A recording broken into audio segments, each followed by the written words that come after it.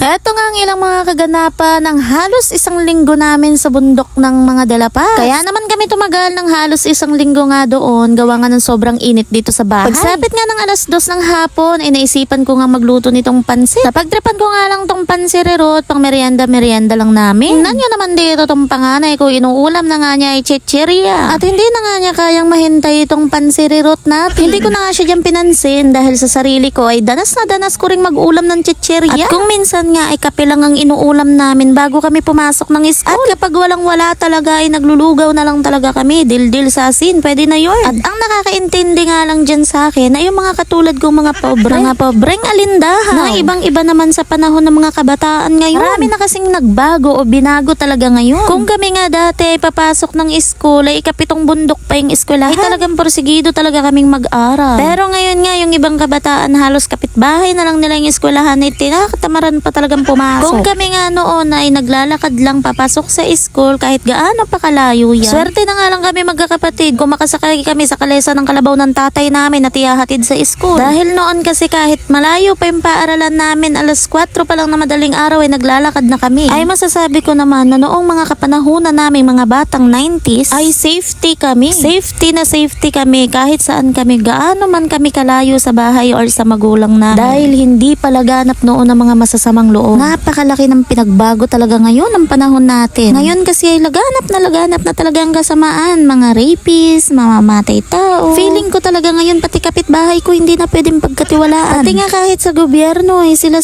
lang din ang nag-aaway. Feeling ko tuloy yung satanas yung nakaupo o nagmamando ngayon sa buong mundo. Kaya naman nag-stay na lang kami dito sa kabundukan. Dito ko lang kasi nararanasan yung katahimikan. Yung tinatawag nilang peace of mind baga. Yun bang mga huni lang ng ibon yung maririnig mo? Kasi nga dito sa bahay, sarap-sarap ng pahinga ko. Maya-maya bigla na lang may nagsisigaw. Maya-maya bigla na lang may mga nagbabatuhan. At kahit mga bata bay sanay na talaga magmurahan, magsakitan. Na para bang ayoko na talaga dito sa mundo ng mga tao. Na para bang gusto ko na talagang lumipad papuntang planetang Jupiter. Kaya naman tayong Disney princess lang, wag nyo talagang kakaligta ang manalangin. Dahil yan lang talaga ang pinakamalakas na sandatas natin sa panahon natin ngayon. Yan ang pinakamabisang gamot sa mga may sakit sa atin ngayon. Pero guys, hindi ang panalangin natin ang makakaligtas sa kaluluwa natin sa kabilang buhay, kundi nasa sa mga sarili natin yun. Kaya palaging piliin ang tama. Nonsense kasi ang panalangin kung ang aksyon ng katawan naman natin ay puro kasamaan. Abay, hindi talaga tayo papakinggan ni Papa Lord niya. Hala, bakit parang naging pastora ako dito sa vlog ko? Hindi ko nga alam, pero minsan santa ako, pero minsan naman santanas ako. Kaya naman hanggang dito na nga lang muna, puputulin na muna natin yung video natin mga ka-Disney. Salamat nga po pala sa mga supportive viewers natin dyan. Pa-like and share naman mga guys. Thank you for watching. Bye!